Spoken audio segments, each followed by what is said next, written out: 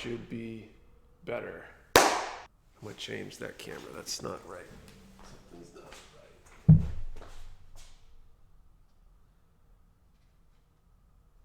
There we go. Okay, let's try that again.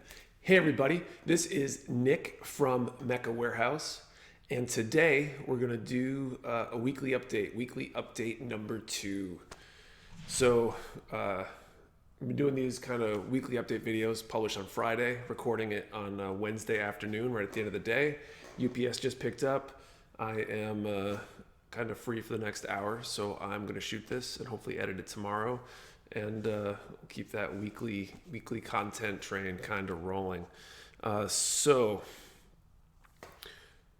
let's see, variety of topics today. So number 1, I noticed last week actually that we might have been slightly overcharging in some cases. I've been keeping an eye on our shipping rates. I've explained these before in another video, but we basically have, at least for continental US, 4 main shipping rates, right? There's $5, and that's for like a small order, like you ordered maybe a paint that's not a ground only. You order some decals, you ordered, a pair of nippers, something like that. That's really small, really light, and that's usually $5. If you order a small high grade kit that fits inside of that 12 by 8 by 3 box, it's usually $9.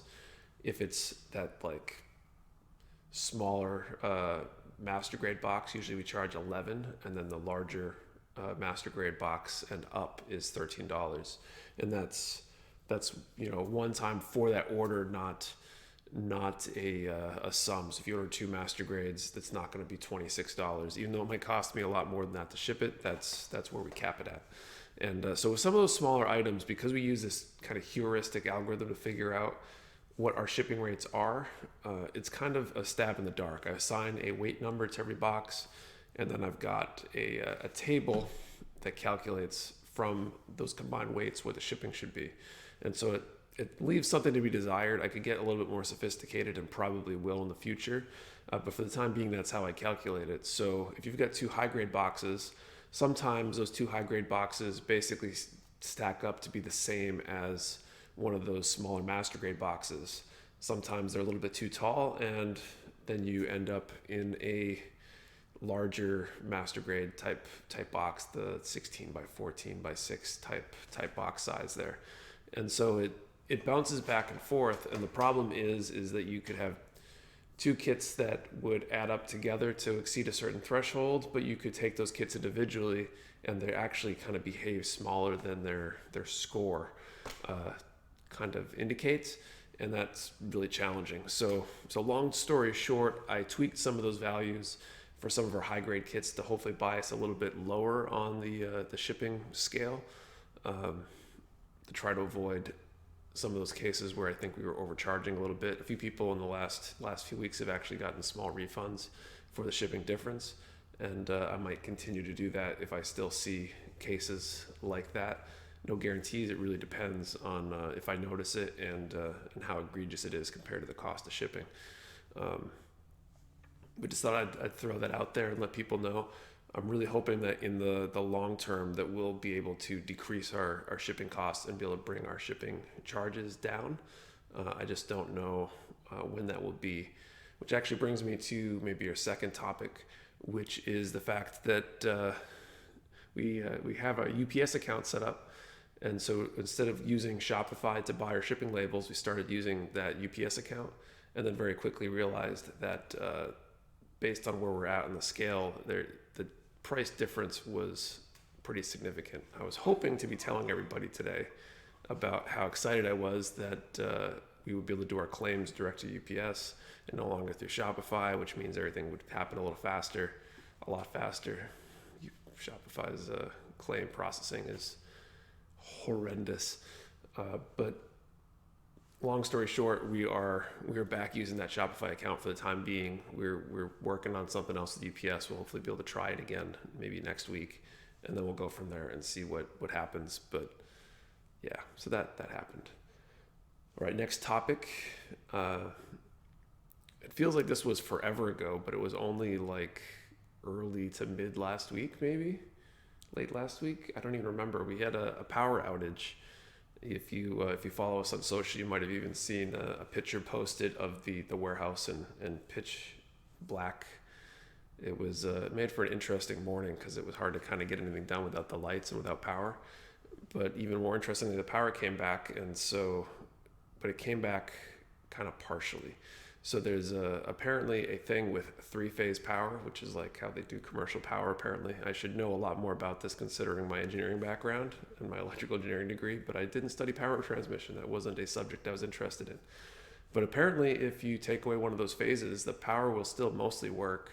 Some things don't, and that's kind of what happened to us in that some of our outlets were fine, and the outlet that the packing station was on totally didn't work. Really interesting. I learned something new, and now you have too, probably. Restocks. So last week we had a really small restock with just some splash. The rest of that splash paint will be restocked this week for sure. So we should have all the splash paint in stock. Short of the new pink Mecha primer. For some reason it didn't come in. I'm working on that. Hopefully I'll get them to ship that out pretty quick and we can get that in stock. Vallejo paint, we've got some Vallejo, and that should be up and restocked this week. We should have some Tamiya next week, hopefully. Fingers crossed if everything goes well shipping wise. Not everything, but a healthy subset of the Tamiya line next week. I expect to restock some Bandai kits and actually Flames Toys kit as well. Is that this week? I think that's this week. The shipment is actually right back here against the door there. You can see the big pile of boxes I got to go through. I might start on that right after I finish recording this and tomorrow, and hopefully I'll have that ready for Friday morning. We should have there's some PGs in there, some more GPO1 perfect grades, some more Wing Zero perfect grades, as well as maybe a handful of other master grades and high grades. So some good stuff in there. And but the real big one, I actually placed a huge order this morning. Some should show up in about a week and a half, hopefully, maybe, fingers crossed.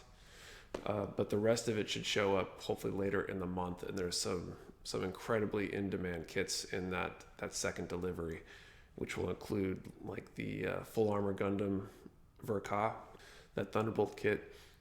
It's one of those kits that people ask me about all the time. Hey, do you think you're ever going to get this back in stock? And the answer has been, yeah, like soon. It should be coming back soon. And well, soon is here, or will be here soon. So when we get those in, they'll be up. We might even take like some pre-orders, so to speak, on those. I'm not sure yet, just to help us cover the cost of this humongous shipment and start helping make sure that we can pay for it before it gets in. But yeah, there's a lot of good stuff in that order. I'm really excited about all those kits. Q&A. Let's do Q&A. So I saw a couple questions. Let me flip through here.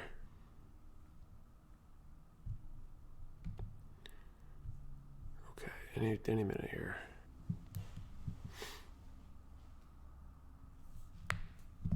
So one of the things we're doing with these weekly update videos is going to be a little Q&A section where I answer some questions. So before I even get into any of these questions, just please, if you've got a question, go down below, put your comment in or put your question in the comments, and maybe, most likely, because I'm not getting tons of questions right now, I'll probably answer it in next week's video. So anything you want to ask, please ask it. If it's totally inappropriate, I might ignore it, but I would love to have your questions to answer. So this first one today comes from the Atoll. Do you think you will ever have a physical storefront in post-COVID times? In parentheses there.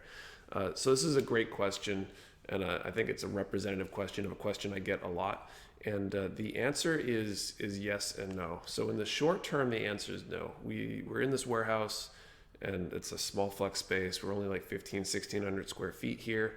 It's plenty of room for now, but it's not really enough room for customers to come in and be able to pick and pack orders. And it's just, I don't really want to be competing with that. There's the additional problem of having to track inventory that might be pulled off the shelf by a customer who's shopping in the store but might have already been purchased online, or vice versa. And so I have to figure out how to solve those problems first. And so with all that in mind, the plan is for now to not. We do have local pickup as of a few weeks ago. So if you're relatively local and want to swing by and pick up your order, you're more than welcome to.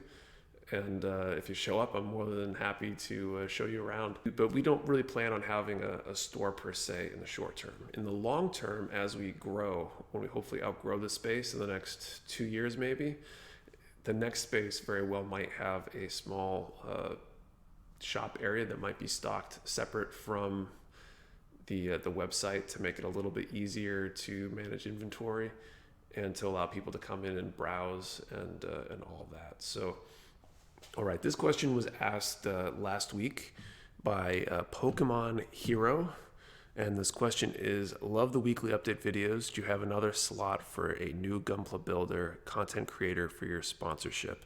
This is another good representative question. I get this question quite frequently. In fact, I've got several people that I need to respond to who probably have sent me DMs or emails about this. It seems like every week or two I get at least a few of these kind of requests. And the short answer is no. The reason I say that is not because I don't want to sponsor you or anything against you individually, Pokemon Hero, or anybody else who's asked for that matter. It really comes down to trying to be somewhat selective about who I bring in the fold, so to speak, because in my opinion, it's a lot harder to kind of cut that cord after the fact. If something's not working out, I don't really want to have to encounter those negative experiences of, hey, you're out, or somebody leaving, or any of that kind of stuff. It's just, why bother worrying about that? And more importantly, it seems like there's a lot of people out there that want these sponsorships. Not a lot of these people that want sponsorships, and I'm not speaking to you specifically in this case, Pokemon Hero, but a lot of these people don't necessarily have the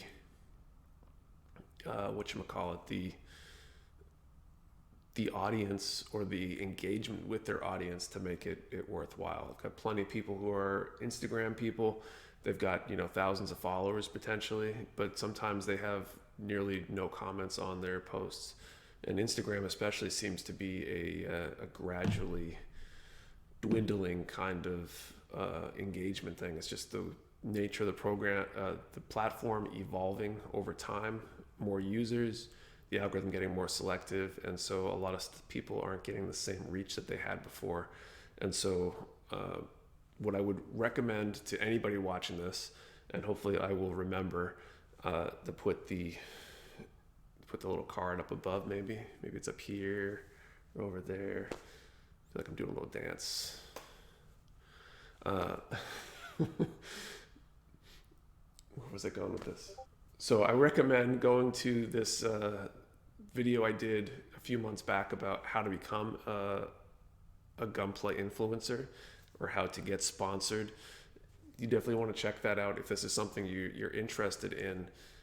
But the thing that I would tell you that I probably didn't put in that video then is that be on multiple platforms. If you're on YouTube and Instagram and Facebook and TikTok and whatever the next platform is, and the one after that, the more places that you are, the more value you might have, and the more that you show a potential sponsoring partner that you